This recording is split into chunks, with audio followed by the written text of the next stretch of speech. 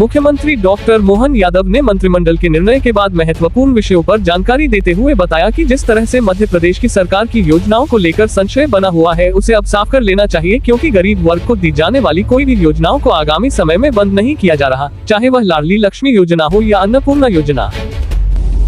जैसे हमने कहा था कि कोई योजना बंद नहीं होगी और सभी योजनाओं को समान रूप से सरकार चालू रखेगी। लाडली बहना योजना के बारे में भी हमने वही जो दिया गया वचन निभाया है। लगातार हमारी 1,29,00,000 बहनों के खाते में अभी तक 9,455 करोड़ रुपए की राशि का अंतरण हमारे द्वारा कर दिया गया। इसी प्रकार से लाडली लक्ष्मी योजना में 6 माह में 73,880 लाडली बहनों के खाते में बालिकाओं के 34 करोड़ की राशि अंतरित की गई।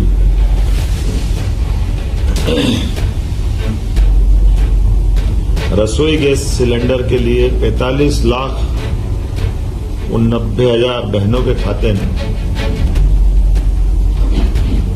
118 करोड़ की राशि का अंतरण किया। आपकी जानकारी के लिए कि बहनों को जो हमने कहा था कि 450 में गैस सिलेंडर देंगे गरीब बहनों को, तो वो हम बराबर दे रहे हैं। चुनाव में बहुत झूठ बोला गया कि ये नहीं दे रहे हैं। हमने उनको चुनौती दी थी कि बताए ये पैसे जा रहे हैं कि नहीं जा रहे हैं।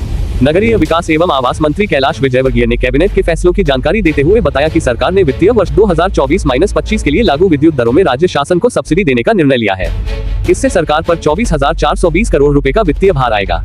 मध्य प्रदेश विद्युत नियामक आयोग की तरफ से निर्धारित प्रक्रिया अनुसार अग्रिम सब्सिडी नहीं दी जाती है तो राहत देने का राज्य का निर्णय प्रभावी नहीं होगा और उपभोक्ता को आयोग की तरफ से निर्धारित दरों पर ही विद्युत प्रदाय की जाएगी। विनियमों के अंतर्गत राज्य सरकार द्वारा त्रैमासिक अग्रिम सब्सिडी दी जाना आवश्यक है। कैबिनेट के अनुसार घरेलू उपभोक्ताओं को 6,000 करोड़ की सब्सिडी मिलती है। किसानों को सामान्य वर्ग को 13,000 करोड़ और SC/ST को 5,000 करोड़ की सब्सिडी मंजूर की गई है। तो उसमें लगभग 46,491 नवीन पदों के सृजन की स्वीकृति दी है। इसमें तृतीय श्रेणी, चतुर्थ श्रेणी के कर्मचारी और पैरामेडिकल स्टाफ है, जिससे कि हमारे स्वास्थ्य सेवाओं में चिकित्सक के अतिरिक्त जो पैरामेडिकल स्टाफ है उनके भी पदों को सृजन देकर स्वास्थ्य सेवाओं को उन्नत बनाने का जो माननीय मुख्यमंत्री जी ने घोषणा की थी उसको करने का निर्णय आज लिया गया है। आप सभी जानते हैं कि इस प्रदेश में 3 विश्वविद्यालय, एक सागर में रानी अवंतिकाबाई लोधी विश्वविद्यालय, खरगोन में क्रांति सूर्य टंट्याभिल विश्वविद्यालय एवं गुना में तात्या टोपे विश्वविद्यालय। इन तीनों ही विश्वविद्यालय को उच्च शिक्षा विभाग से संबद्ध करते हुए इनकी जितनी भी आवश्यकता है उसकी पूर्ति करने के कैबिनेट ने निर्देश दिए हैं।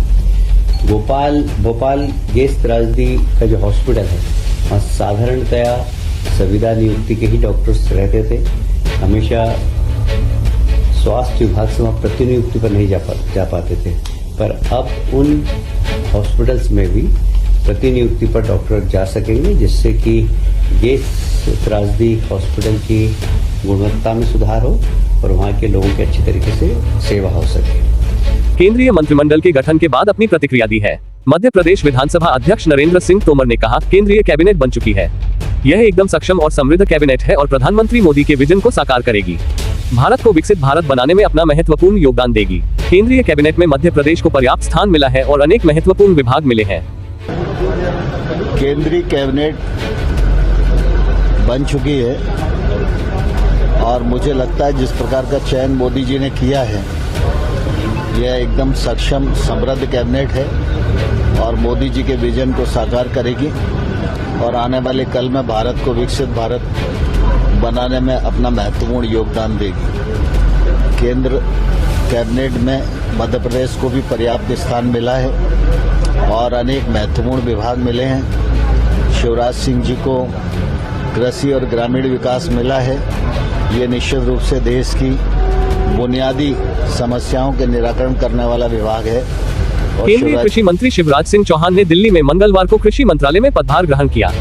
पदभार ग्रहण के बाद कृषि मंत्रालय का औचक निरीक्षण किया। शिवराज ने control and command centre ministry of agriculture की विजिट कर महत्वपूर्ण जानकारी ली। कमांड सेंटर में देश के विभिन्न राज्यों की वर्तमान में फसल की स्थिति, क्रॉप वेदर की स्थिति, वर्षा की स्थिति, कम वर्षा या ड्राट एरिया की जानकारी सहित विभिन्न फसलों की जानकारी प्राप्त की। शिवराज ने मंत्रालय के अधिकारियों से कहा कि यह आपका सौभाग्य है कि आप सब देश के लिए महत्वपूर्ण काम कर रहे हैं। देश का भविष्य और भाग्य बदलने का काम आप कर रहे हैं। भारत कृषि क्षेत्र में अद्भुत काम कर रहा है, इसे और बेहतर करना है।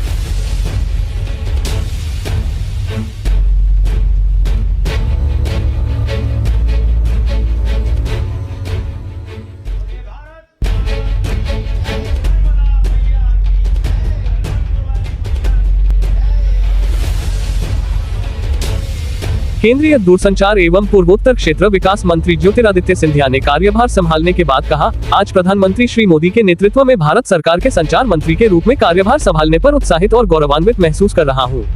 चलिए साथ मिलकर एक ऐसे भविष्य का निर्माण करते हैं जहां अवसरों की पहुंच कभी भौगोलिक दूरियों पर निर्भर न रहे तथा सुदूर क्षेत्र भी संचार के माध्यम से देश की विकास यात्रा में मुख्य भूमिका निभाए। मध्य प्रदेश के राज्यसभा सांसद ज्योतिरादित्य सिंधिया अब केंद्रीय मंत्री होंगे। ऐसे में मध्य प्रदेश में उनकी राज्यसभा सीट रिक्त घोषित होना तय है। उनके लोकसभा चुनाव जीतने के बाद अब राज्यसभा जाने के लिए मध्य प्रदेश के कुछ नेताओं के बीच की जोर आजमाइश तेज होने उम्मीद की जा रही है। हालांकि कहा तो ये भी जा रहा है कि उक्त पद पर लॉटरी के जरिए किस नेता पर यह कृपा होगी ये तो समय ही बताएगा, लेकिन अब नेताओं के बीच आपसी होड़ जरूर देखी जाएगी।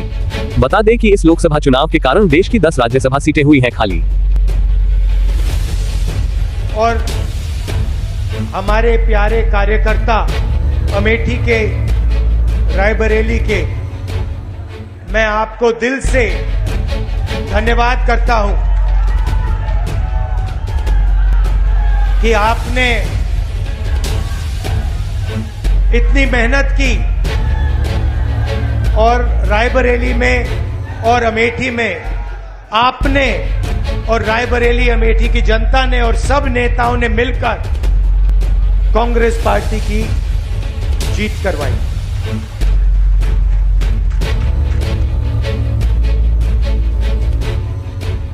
भोपाल में आज एक बार फिर आग भड़क उठी। यह आग मंत्रालय की पुरानी बिल्डिंग में चौथे फ्लोर पर एग की वायरिंग में लगी। हालांकि यहां कार्यरत कर्मचारी सकुशल बाहर निकल आए और किसी के हताहत होने की कोई खबर नहीं है। इसके बाद आग पर तत्काल काबू पा लिया गया है।